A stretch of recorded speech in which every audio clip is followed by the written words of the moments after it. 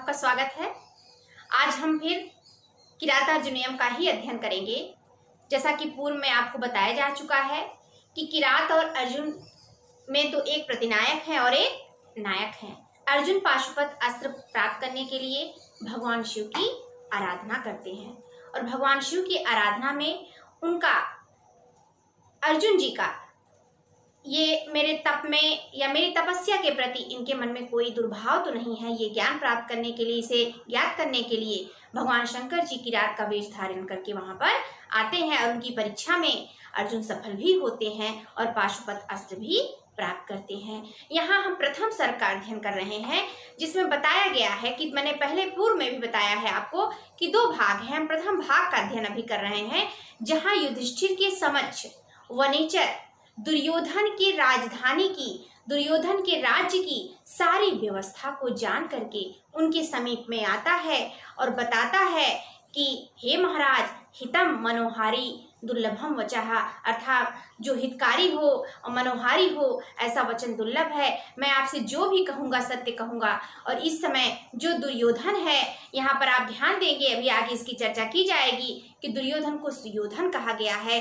तो कहने का तात्पर्य है कि यहाँ पर दुर्योधन किस तरह से अपने राज्य को संचालित कर रहा है, वो किस तरह से युधिष्ठिर के किससे स्वतंत्रता को अपने मिटाने के लिए या बढ़ाने के लिए अपने कार्य को कर रहा है, उसी को वनेचर युधिष्ठिर के समीप में आकर कहता है। उसी की चर्चा चल रही है। हम आगे के श्लोकों में देखते हैं कि वो वनेचर जो ब्रह्मचारी वेश को धारण करके उनके नगर में गया था, दुर्योधन के समीप में गया था, वो आगे क्या युधिष्ठिर से कहता है। तो आगे हम इसका अध्ययन करते हैं। देखिए, जैसे कह रहा है कि निसर्ग दुर्बोध विक्लवाः क्व भूपति नाम चरितम क्व जंतवः तव अनुभावो अयम वेदी यन्मयः निगूढ़ तत्वम न वर्तम विदुषाम। अर्थात उसके कहने का तात्पर्य है, इसका हम एक सारांश जानते हैं कि वनेचर जिसको ज्ञात नहीं है कि नीति का मार्ग क्या होता है, आप समझ सकते हैं कि एक वन में निवास करने वाला व्यक्ति जो साधारण मनुष्य हो, या फिर हमारी ही बात ले लीजिए, हम साधारण मनुष्य हैं तो हम प्राइम मिनिस्टर बन जाएंगे या प्राइम मिनिस्टर हो चुके हैं, तो उसकी जो व्यवस्था है, या इस समय जहां हम नहीं है प्राइम मिनिस्टर या कहीं के राजा नहीं है, तो हमारा जो तात्पर्य है हम उसको अच्छी तरह समझ नहीं सकते।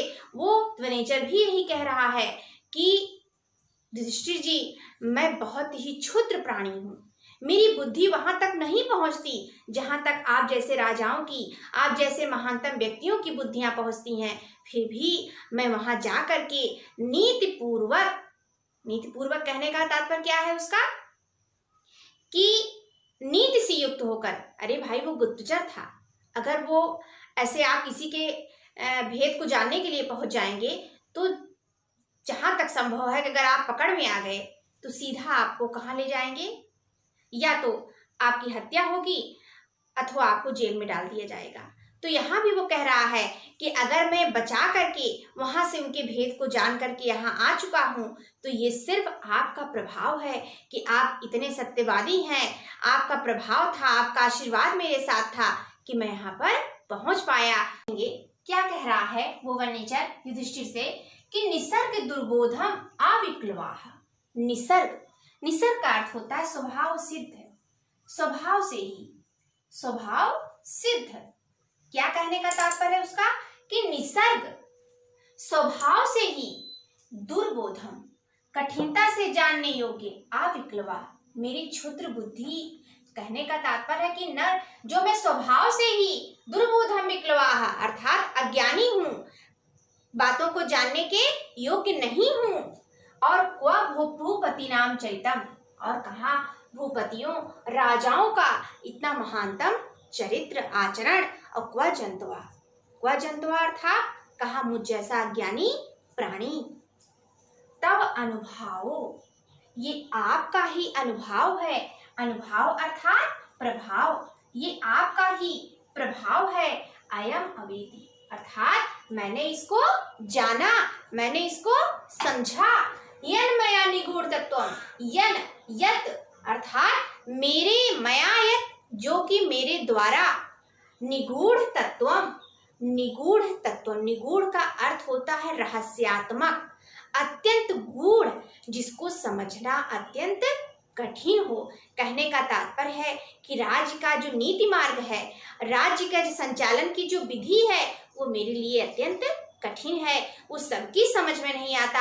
आचार्य चाणक्य ने इसके ऊपर अर्थशास्त्र जैसा इतना महानतम ग्रंथ भी लिखा है, क्योंकि जो राजनीति है वो सबकी समझ में आने वाली बातें नहीं है। वो कह रहे हैं कि यन मया निगूढ़ तत्वम यत मया निगूढ़ तत्वम, मेरे द्वारा जो इस निगूढ़ तत्व को, इस रहस्यात्मक बात को, इस रहस्यात्मक ज्ञात करने योग्य जानकारी को नए वर्तमान अर्थात नीति के मार्ग पर चल करके विदुषाम, विदुषाम का अर्थ है शत्रुओं का, शत्रु यहाँ षष्ठी तत्पुरुष, विदुषाम अर्थात षष्ठी तत्पुरुष का प्रयोग किया गया है। क्या कह रहा है वो कि शत्रुओं का। अब ध्यान दीजिए, विदुषाम कौन है? विदुषाम का अर्थ क्या है? शत्रु। शत्रु कौन है युधिष्ठिर का? दुर्योधन। यहाँ सुयोधन की बात आई है। अब आप इसको फिर से ध्यान दीजिए कि भारवी जी ने सुयोधन अर्थात दुर्योधन को क्या उपाधि दी है? यहाँ पर इन्होंने दुर्योधन शब्द का प्रयोग नहीं किया है, इन्होंने दुर्योधन को कहा है सुयोधन। देखिए इसमें बहुत रहस्य छुपा हुआ है। दुर्योधन का तात्पर्य होता है जो कठिनता से जीता जा सके। अच्छा या बुरा से तात्पर्य नहीं है, दुर्योधन का तात्पर्य है कि जो कठिनाई से जीता जा सके, जिस पर हम कठिनाई से विजय प्राप्त कर सकें। और सुयोधन का तात्पर्य क्या है कि जिस पर हम आराम से विजय प्राप्त कर सके, अर्थात उसको हराना हमारे लिए क्षणिक बात हो जाए, बहुत सरलतम बात हो जाए। तो भारत किसकी तरफ है? ये युधिष्ठिर की तरफ है। जैसा कि वार्तन के वार्तालाप से पता चलता है कि इन्होंने दुर्योधन को सीधे सुयोधन बना दिया। उन्होंने कहा युधिष्ठिर ये तो आपके लिए सुयोधन है, अर्थात आप इन्हें बहुत सरलतम जीत सकते हैं, बहुत सरलता से जीत सकते हैं। उन्होंने दुर्योधन नहीं कहा, उन्होंने दुर्योधन की प्रशंसा नहीं की, उन्होंने सुयोधन कह दिया। तो सुयोधन का तात्पर्य आप ये मत लीजिएगा कि दुर्योधन को अच्छा सा प्रतीत कराने के लिए उन्होंने सुयोधन कह दिया। नहीं, इन्होंने युधिष्ठिर का साथ देने के लिए, युधिष्ठिर के आत्मबल को बढ़ाने के लिए सुयोधन शब्द का प्रयोग किया और कहा कि दुर्योधन जो कि कठिनता से जीता जा सकता है, वो आपके लिए सुयोधन है, अर्थात आप उसे बहुत सुगमता से विजित कर सकते हैं, उसे सुगमता से जीत कर सकते हैं। तो कह रहा है ये विदुषाम किसके लिए आया है? दुर्योधन के लिए, अर्थात जो शत्रुओं का भेद था, नए वर्तमान अर्थात नीति के मार्ग पर मैं चल करके निगूढ़ तत्वों, उनके रहस्यात्मक मार्ग को, उनके रहस्यात्मक तत्व को मया जो मेरे द्वारा अवेदी जाना गया तब अनुभव हो, अर्थात ये आपका प्रभाव है। अर्थात देखिए ये तब अनुभव कहाँ से जोड़ा गया? क्व जंतवा, अर्थात कहाँ मुझ जैसा क्षुद्र प्राणी, अर्थात मैं तो एक साधारण मनुष्य हूँ, वन में निवास करता हूँ, जिसको वृक्षों, फूल, पत्तियों आदि के अतिरिक्त कोई भी कार्य नहीं आता, उसको और अन्य प्रकार की किसी नीति के या राजा से भरे हुए राज का जो मार्ग है वो समझ में ही नहीं आता। लेकिन फिर भी मैं वहां पहुंच गया और सुयोधन के सारी बातों को जान गया, वो किस तरह से अपने राज्य का संचालन कर रहा है, और उसे जान करके वहां से बच करके भी मैं यहाँ पर वापस आपके पास अगर पहुंच पाया हूँ तो तब अनुभव हो, ये मात्र आपका ही प्रभाव है। क्वा भूपति रामचरितम, अर्थात कहाँ राजाओं का चरित, और क्वा कहाँ पर निसर्ग दुर्बोधम, स्वभाव सिद्ध ही अविक्लवा जंतवा, मुझ जैसा क्षुद्र प्राणी जिसे राजनीति के बारे में कोई जानकारी नहीं है, और वह विदुषाम शत्रुओं के निगूढ़ तत्वों, रहस्य से भरी हुई बातों को, तत्वों को नैत वर्तमान अर्थात न्याय पूर्वक मार्ग पर चलकर, अर्थात मैंने कोई अपराध नहीं किया, मैं नीति पूर्वक जैसे गुप्तचर जाता है उसी प्रकार गया हूँ, और उसी मार्ग से वापस आकर के, कहने का तात्पर्य मैंने कोई अपराध नहीं किया, मैंने ऐसा कोई कृत्य नहीं किया जिससे आपके ऊपर ये लगे कि आपने उचित नहीं किया। तो नीति के मार्ग पर चलता हुआ निगूढ़ तत्वम, उनके निगूढ़ तत्व अर्थात रहस्यात्मक बात को यत मया, जो मेरे द्वारा अयम अवेदी अर्थात जाना गया है, समझा गया है, अयम यह तव आपका हे युधिष्ठिर, हे महाराज, अनुभव प्रभाव है, अर्थात ये मात्र आपकी ही कृपा है, अर्थात हे प्रभु सब कुछ आपका है, मेरा कुछ भी नहीं है। यहाँ उसने अपने आप को, जैसे हम ईश्वर का स्मरण करते हैं, ईश्वर के समीप अपने आप को समर्पित कर देते हैं और ये कहते हैं प्रभु तेरा तुझको अर्पण, मेरा क्या है, अर्थात मेरा तो यहाँ कुछ भी नहीं है, सब कुछ आपका है। और जब जहाँ समर्पण की भावना हो जाती है तो वहाँ अहंकार की भावना लुप्त हो जाती है और वो प्राणी कभी अपने जीवन में, कभी किसी क्षेत्र में असफल नहीं होता। इसलिए जब किसी के भी प्रति अपनी निष्ठा को रखिए तो समर्पण की भावना से युक्त रखिए, अपने आप को असमर्पित ना कीजिए, मन से भी समर्पित कीजिए। जो यहाँ पर वो नेचर कर रहा है, वो कह रहा है कि हे महाराज, आप ध्यान दीजिए इस श्लोक को कि विदुषाम, शत्रुओं के, निगूढ़ तत्व, निगूढ़ता से भरे हुए, रहस्य से भरे हुए जो मार्ग है, जो राज्य है, जो रहस्य है, उसको नए वर्तमान जो नीति से नीति पूर्ण मार्ग पर चल करके मैंने यत मया, जो कुछ भी मेरे द्वारा अवेद अर्थात जाना गया है, वह किसके कारण है, तव अनुभव अर्थात मात्र आपके प्रभाव से है। तो विदुषाम, शत्रुओं के, निगूढ़ तत्वम, रहस्य से भरे हुए नए वर्तमान नीति पूर्वक मार्ग पर चल करके यत मया, जो कुछ भी मेरे द्वारा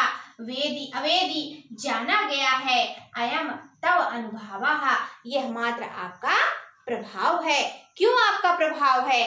क्योंकि क्वा भूपति नाम चरितम, कहाँ राजाओं का चरित्र जो सबकी समझ में नहीं आता। लोग कहते हैं कि अरे राजनीति की बात है भाई, इसको सब समझ में नहीं सकते, अर्थात ये सबकी समझ से परे होता है। राजनीति बहुत कठिन विषय है और देखा जाए तो आज जीवन के हर क्षेत्र में राजनीति ही चल रही है, हमारे आपके बीच में चल रही है, हम अपने से परे कहीं जाते हैं वहां चल रही है। राजनीति सिर्फ चुनाव लड़ना या राजाओं की बात नहीं होती, राजनीति हर जगह होती है। यहाँ भी ये वही बात कह रहा है कि कहाँ राजाओं का रहस्य से, राजाओं का आचरण जो सबकी समझ से परे है, अर्थात हम राजनीति को समझ नहीं सकते।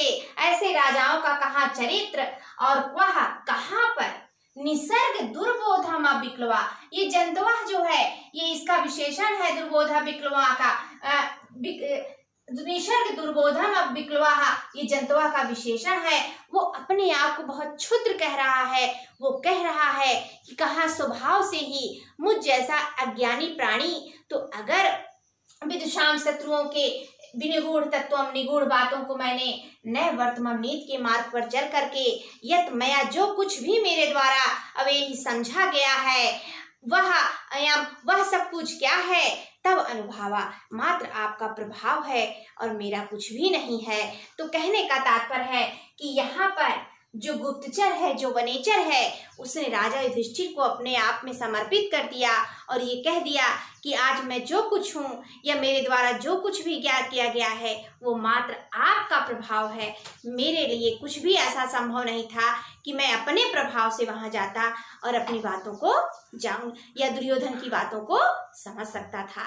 फिर हम पुनः आगे की श्लोक की तरफ आते हैं। वो वनेचर पुनः उनसे कहता है कि ये सत्य है कि राजा भाई छल छद्म से जीता हुआ उनका राज्य है, उन्होंने 13 वर्ष का वनवास दिया हुआ है और कहा है कि जब आप पुनः वापस आ जाएंगे तो मैं अपने राज्य को आपको प्रदान कर दूंगा।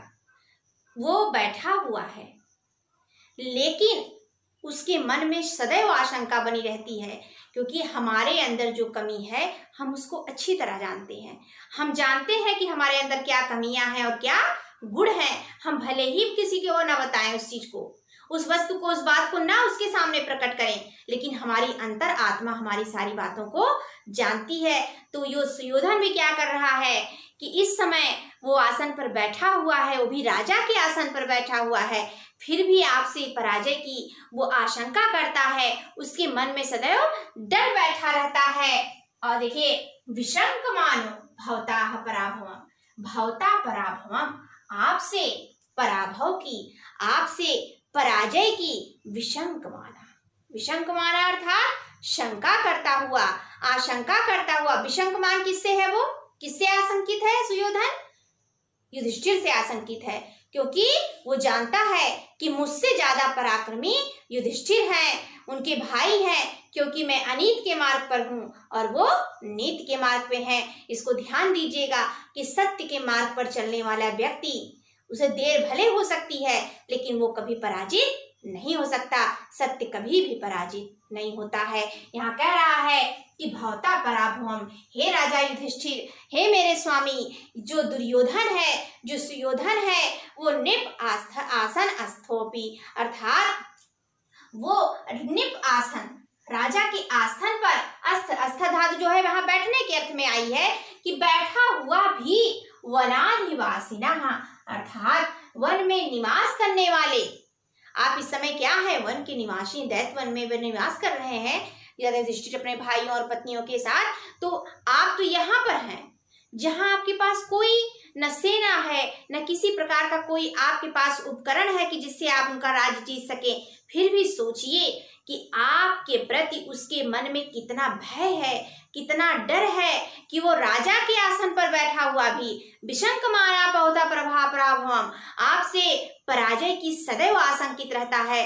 और जो व्यक्ति आशंकित रहेगा तो वो कितना अच्छा राज्य करेगा, अर्थात वो दिखाएगा भले, वह वास्तव में भले दिखाए कि मैं बहुत खुश हूँ, उसमें बहुत प्रसन्न हूँ, लेकिन ऐसा नहीं है, वो हमेशा दुखी रहेगा। और जब मन में शांति मनुष्य के नहीं होती तो उसके जीवन में कभी भी शांति नहीं आ सकती है। तो वो कह रहा है कि विशंकमाना भवता पराभवम् नैपासनो अपि वनाधिवासिना, वनाधिवासिना वन में निवास करने वाले, भवता पराभवम् आपसे पराजय की, विशंकमाना इच्छा करता हुआ, आशंका करता हुआ, निप आसना अभी वह राजा के आसन पर बैठा हुआ भी, दुरोदर छद्म जिताम, इसमें ध्यान दीजिएगा, दुरोदर छद्म जिताम, दुरोदर छद्म अर्थात दुरोदर बहुत ही बुरे बर्ताव से, अपने बुरे कार्यों के द्वारा, छल छद्म अर्थात छद्म, छद्म का तात्पर्य है यहाँ कपट।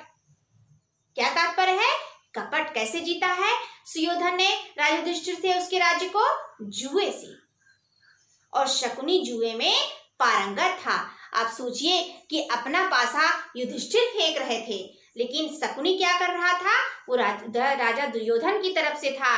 उसने अपने पासे को, उसको वरदान मिला हुआ था अपने पिता से कि तुम जो भी चाहोगे अपनी इच्छा से, पासे में वही अंक आएगा। और उसका उसने गलत फायदा, अपने अच्छाई का, अपने अच्छे गुण का कभी भी किसी बुरे कर्म में प्रयोग करना नहीं चाहिए। लेकिन शकुनी ने किया किसके साथ देने के लिए?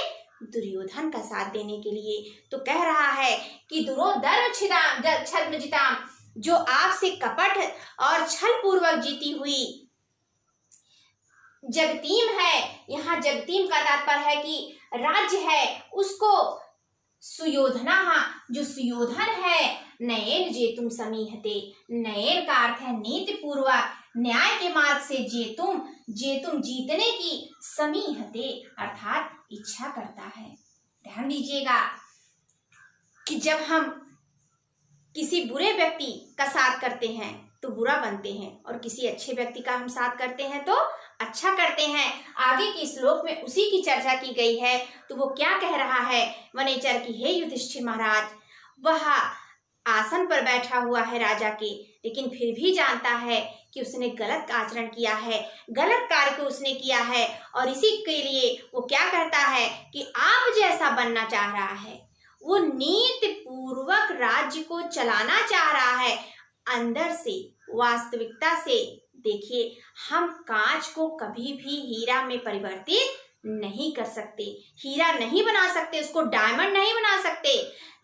वो मात्र क्या रहेगा? कांच रहेगा। बस इतना हो सकता है कि उसके प्रभाव से उसमें थोड़ा सा और प्रकाश आ जाए।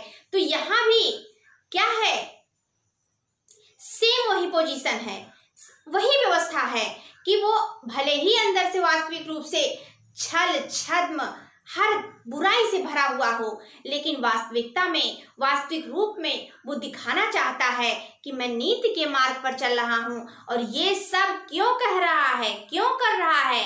क्योंकि भवता पराभयम विशंकमानाः, वो आपसे पराजय की आशंका करता है और उसे लग रहा है कि जो जनता है, जो लोग हैं, जो प्रजा है, वो ऐसे ही राजा को प्रिय लगती है, पसंद करती है, राजा युधिष्ठिर को ही राजा के रूप में देखना चाहती है, क्योंकि राजा सत्य के मार्ग पर चल रहे हैं, सत्य की बात कर रहे हैं। तो वो आपकी तरह बनने के लिए क्या कर रहा है? नयेन जेतुम जगतीम समीहते, अर्थात उस पृथ्वी को जीतने के लिए अब नयेन नीति के मार्ग को बता रहा है। नीति का मार्ग अर्थात जो बताया गया है, राज्य के राजनीति का चलने का जो आचरण बताया गया है, उसमें है कि अच्छे से प्रजा की भलाई से युक्त कार्य करिए, अच्छा व्यवहार करिए। ये नहीं है कि 24 घंटे में आप 10 घंटे 15 घंटे खाली आराम कर लीजिए और उसके बाद 2 घंटे प्रजा को दे दीजिए, ऐसा नहीं है। आप किसी अच्छी चीज को कर रहे हैं तो आपको मेहनत करनी होगी। आप विद्यार्थी हैं, अगर आप पढ़ रहे हैं तो भी आपको क्या करना है? चाकाक चेष्टा बको ध्यानम, अर्थात आपको कौवे जैसी चेष्टा करनी होगी। बको ध्यानम, बगुले जैसा ध्यान होना। कहने का तात्पर्य है कि यहाँ पर वो युधिष्ठिर के समान बनने के लिए उनके नीति पूर्वक मार्ग पर चलने की चेष्टा कर रहा है। कहते हैं कि वनाधिवासना, वन में निवास करने वाले। हे राजा युधिष्ठिर, इस समय आप वन में निवास कर रहे हैं, एक साधारण मनुष्य की तरह रह रहे हैं, फिर भी ये देख लीजिए कि आपके सत्य की पराकाष्ठा कितनी बलवती है, कितनी बलवान है कि निप आसनस्थ अपि, अर्थात राजा के आसन पर बैठा हुआ भी वह भवता पराभवम विशंकमानः, आपसे हमेशा सदैव पराजय की इच्छा करता हुआ, अर्थात पराजय की आशंका करता हुआ वो क्या कह रहा है?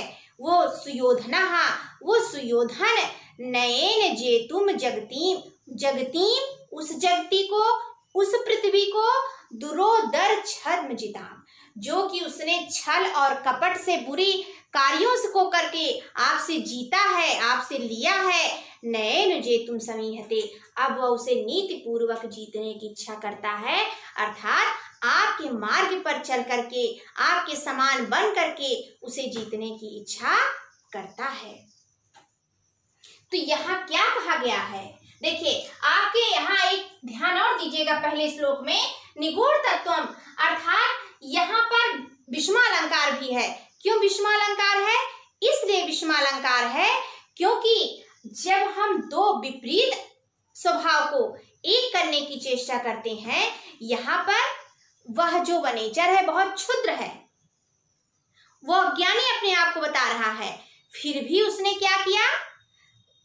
अत्यंत कठिन नीति के मार्ग को जाना। तो ये दो विरोधी बातें हैं जो एक हो गई हैं। तो यहाँ पर विषमालंकार है।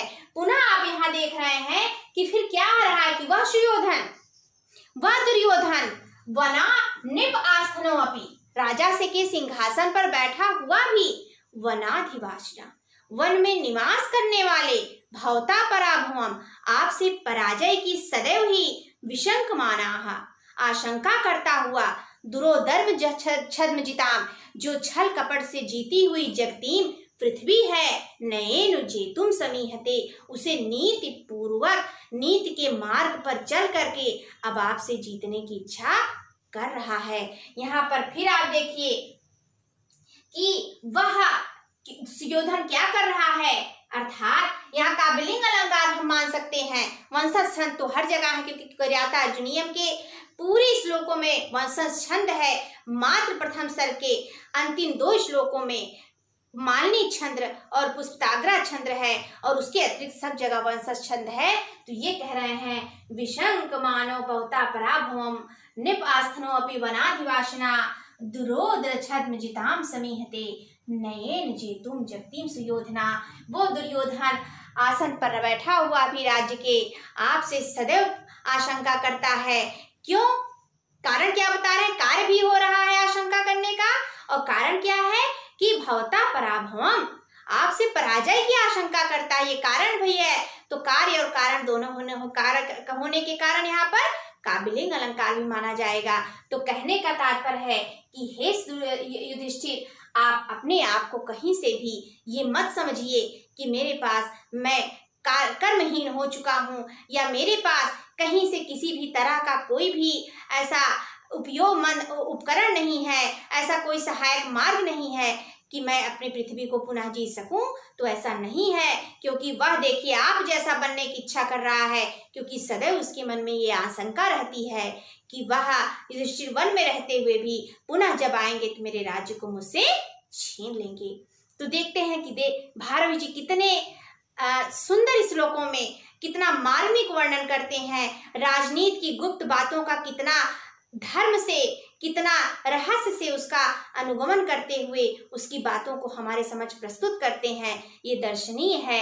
आगे के श्लोक में पुनः हम देखते हैं जो बहुत ही महत्वपूर्ण श्लोक है, और देखा जाए तो बहुत ही सुंदर श्लोक है, मधुर श्लोक है, क्योंकि इसमें बताया जा रहा है कि जो व्यक्ति बुरा होता है वो अगर अच्छे की संगत पा जाए तो उसमें अच्छे आचरण का, भले ही झूठे आए लेकिन फिर भी वो अच्छा आचरण करने में निपुण हो जाएगा। बल्कि अगर वो बुरे का साथ कर रहा है तो और भी बुरा हो सकता है। तो वो क्या कह रहा है कि तथापि, फिर भी, सह, वह सुयोधन, जिह्वा, यहाँ जिह्वा जो है वो सह का विशेषण है, अर्थात सुयोधन का विशेषण है, क्योंकि वह दुर्योधन कैसा है? जिह्वा है। ये आपके टीजीटी के प्रश्न में पूछा भी गया था कि जिह्वा शब्द किसके लिए प्रयोग किया गया है, तो किसके लिए प्रयोग किया गया है, किसका विशेषण है वो? सुयोधन का।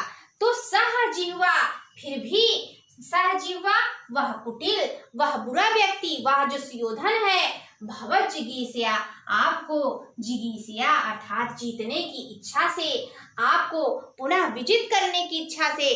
क्योंकि देखिए लोभ बहुत बड़ी बात है। जब व्यक्ति किसी लोभ में पड़ जाता है तो फिर आगे की नहीं सोचता है। राजा वो बन चुका है दुर्योधन, तो वह अपनी गद्दी को पुनः नहीं छोड़ना चाहेगा। तो वो सोच रहा है कि मैं ऐसा कर्म करूं कि प्रजा मुझे प्यार करने लगे, मुझे प्रेम करने लगे, और मेरे राज्य को मुझ में हस्तांतरित कर दे, और वह पुनः युधिष्ठिर को न दे, मैं ऐसा बन जाऊं। तो क्या कह रहा है कि तथापि, फिर भी, सह जिह्वा, वह कुटिल, भव जिगीषया सुयोधन, आपसे हे युधिष्ठिर, आपसे जीतने की इच्छा रखते हुए, शुभ्रम यशा, यहाँ यश का विशेषण क्या है? शुभ्रम, क्योंकि यश का जो आवरण माना गया, जो कलर माना गया, जो रंग माना गया, वो शुभ्र माना गया है, श्वेत माना गया है। तो अपने श्वेत, अपने सफेद यश को तनोति, फैला रहा है, गुण संपदा, अपनी गुण रूपी, रूपक अलंकार है, गुण रूपी संपदा के द्वारा, अर्थात जो उसका गुण रूपी संपदा है, अर्थात अपने संपूर्ण गुणों की संपत्तियों को अपने यश रूपी श्वेत आवरण के द्वारा फैला रहा है। समुन्नयन भूतिम, अर्थात निरंतर समुन्नयन, बढ़ाते हुए, बढ़ते हुए या बढ़ाते हुए, भूतिम, भूतिम का तात्पर्य होता है ऐश्वर्य को। यहाँ भूतिम अना यही विशेषण है, यही अर्थांतर अन्यास अलंकार इसी पद में है, क्योंकि जहां सामान्य का विशेष से और जहां विशेष का सामान्य से क्या किया जाए, समायोजन स्थापित किया जाए, वहां पर अर्थांतर न्यास अलंकार होता है। और अर्थ अलंकार के, अर्थांतर न्यास अलंकार के, अर्थ गौरव के ये बहुत बड़े कवि माने जाते हैं भारवी ना। तो यहाँ पर कह रहे हैं कि समुन्नयन भूतिम, अपने ऐश्वर्य को बढ़ाना अगर आप चाहते हैं, या बढ़ाने का जो इच्छुक व्यक्ति है, वह अनार्य संगमादरम, अर्थात अनार्य संगम, अनार्य के साथ संगम, दुष्ट लोगों के साथ उसका जो मिलन है ना वरम, वो श्रेष्ठ नहीं है, बल्कि विरोधो अपि समम महत्वमी। इसी का यहाँ पर भूतिम समुन्नयन का विशेषण यहीं से जोड़ दिया गया है, जो अर्थांतर न्यास अलंकार का उदाहरण बन गया है। तो कह रहे हैं कि विरोधो अपि समम महत्ववी, अर्थात समम महत्ववी, समम के साथ क्या होता है, सह साकम समम सार्धम के साथ क्या होता है आपका, कौन सी विभक्ति का प्रयोग किया जाता है, तृतीय विभक्ति। सहयुक्ते प्रधाने सूत्र आपका कहता है सह साकम सार्धम समम युग के साथ हम तृतीय विभक्ति का प्रयोग ही करते हैं। तो इसलिए समम के साथ महात्मवी में क्या हो गया है आपका, तृतीय विभक्ति का प्रयोग कर दिया गया है। तो कह रहा है कि विरोधे अपि समम महात्मवी वरम, वरम अर्थात श्रेष्ठ है, विरोधो अपि विरोध भी, समम साथ में, महत्मवी किसके साथ, महात्माओं के साथ। सही है कि नहीं? सत्य है कि आप जब अच्छे लोगों का साथ रखेंगे तो अच्छा बनेंगे। कहते हैं संगत का असर बहुत बड़ा होता है, संगत के साथ हम अच्छा भी बन सकते हैं और बुरा भी बन सकते हैं।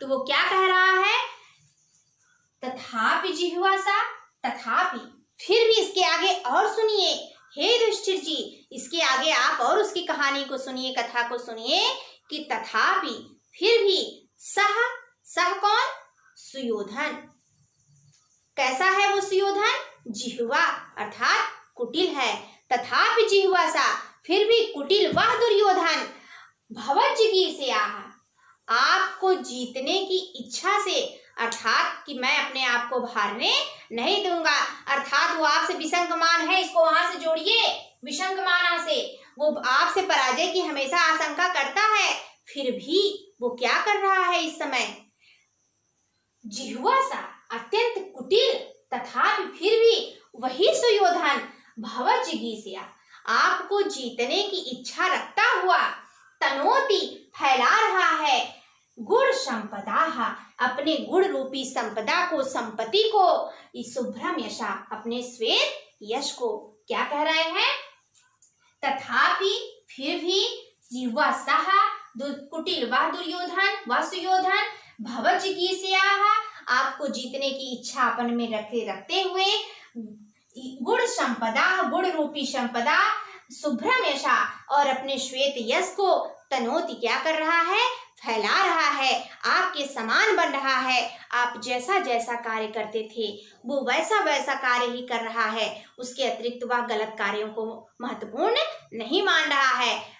आप किसी के साथ अच्छा बनेंगे, एक कंपटीशन की भावना ले लीजिए, आप किसी अच्छे व्यक्ति से, बच्चे से जो आपसे बहुत अंक ला रहा है, अगर वो 8 घंटे, अगर आपने उससे स्पर्धा कर ली, आपके अंदर उसके प्रति ईर्ष्या आ गई, नहीं मुझको इससे आगे बढ़ना है, तो आप क्या करेंगे, आपके लिए अच्छा ही होगा ना, अच्छा होगा कि बुरा, अच्छा होगा, क्योंकि अगर वो 8 घंटे पढ़ेगा तो आप 12 घंटे 13 घंटे पढ़ने की कोशिश करेंगे, तो इससे क्या होगा, आपके अंदर सुधार आएगा।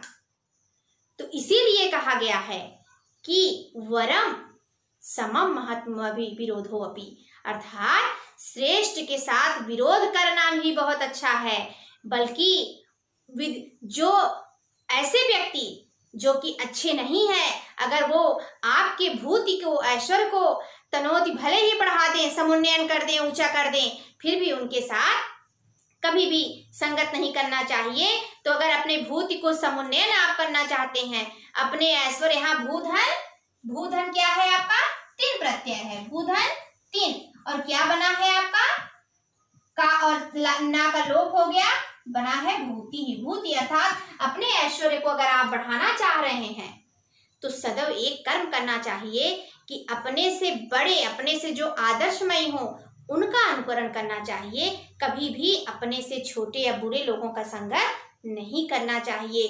तो वो इस समय क्या कहता, तथापि जिह्वा सह, अर्थात फिर भी कुटिल वह दुर्योधन, कौन, दुर्योधन, भवज्जिगीषया, आपको जीतने की इच्छा से, किसको, युधिष्ठिर, हे महाराज, आपको जीतने की सदैव इच्छा रखता है, भले ही वो आपसे विशंकमाना होता है, भले ही आपसे वो आशंकित रहता है, और इसके लिए वो शुभ्रम गुण संपदा यशा, अपने गुण संपदा रूपी सफेद यश को फैला रहा है।